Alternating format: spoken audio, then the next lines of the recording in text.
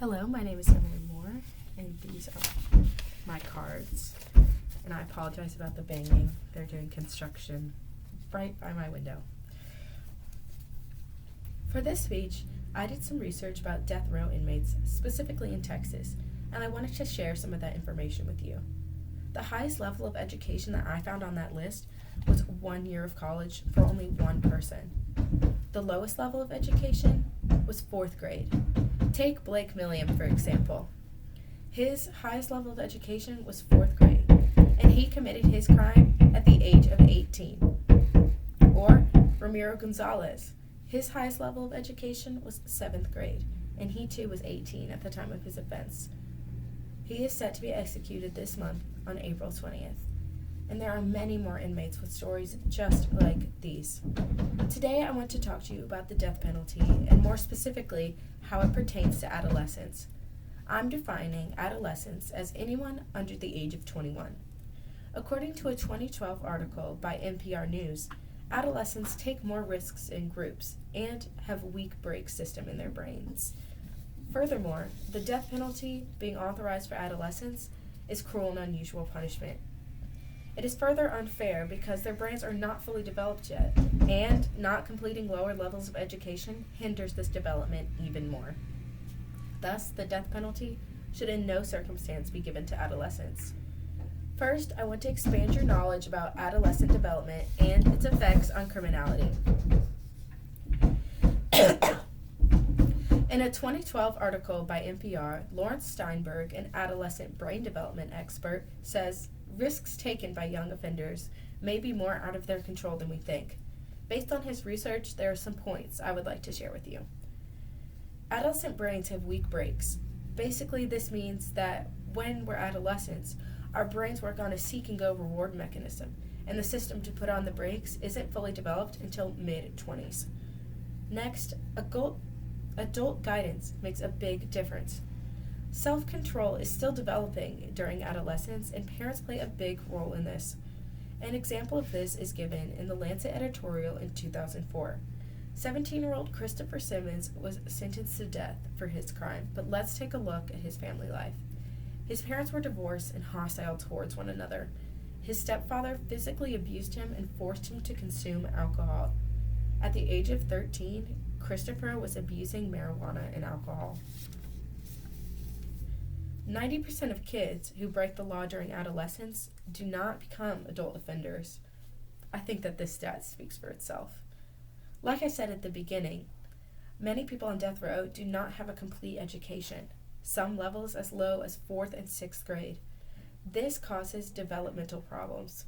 According to a BorgenProject.org article in 2020, lack of education can impede developmental skills to represent yourself and have a voice. Next, I would like to talk to you about how the death penalty is cruel and unusual punishment for adolescents. The 8th Amendment itself forbids the use of cruel and unusual punishment.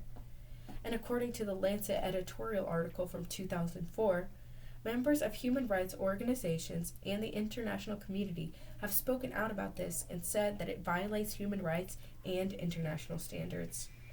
At one point in this article, it says that sentencing adolescents to the death penalty is on the same wavelength as sentencing a mentally retarded person to death. Furthermore, the Human Rights Quarterly from 2019 supports this, saying that the 2000 EU Charter of Fundamental Rights states, "No one shall be condemned to such a penalty or executed," and it expressly prohibits the imposition of the death penalty on persons who committed capital crimes as juveniles.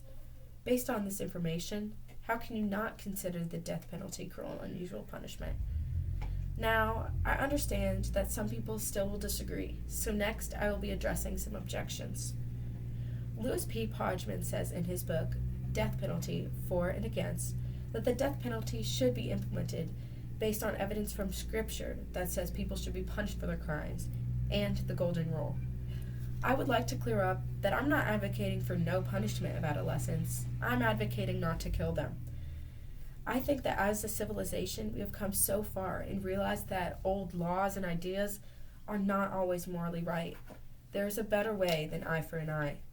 Adolescents should be punished, but they should also be given the tools they need to get back on track. And they should be given the opportunity to do better, to learn, and to rehabilitate from their past mistakes. Some people also say that the death penalty is a deterrent, or that there is no other way because the cost of imprisonment is too high. Well, according to deathpenaltyinfo.org, the death penalty actually doesn't deter crime. Countries who abolish the death penalty actually see murder rates decline. And as far as the other argument for cost, that's null and void too.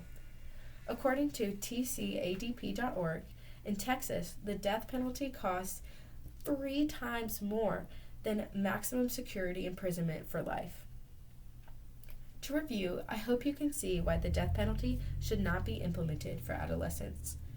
Firstly, I talked to you about how adolescents' brains are not fully developed, and limited education worsens this. Next, I talked about how the death penalty is cruel and unusual punishment for adolescents. And lastly, I suppressed the objections about eye for an eye, death penalty as a deterrent, and the cost of imprisonment. One last time, remember the many stories I told you about the young people being sentenced to death at ages of 18 and 17 with education levels as low as 4th grade. Consider the well-known sentiment of putting yourself in someone else's shoes. We have no idea what goes on in individual people's lives and what contributes to their criminality. So we have no right to condemn them to death for this, especially at such a young age. I firmly believe that these young individuals need more help than anything. Think about those kids. They had to drop out of school, more than likely to help their parents, and work labor jobs, minimum wage jobs.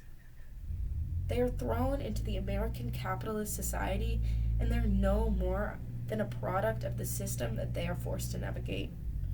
The death penalty is in no way a just punishment to young individuals who, in all actuality, just need help. Thank you.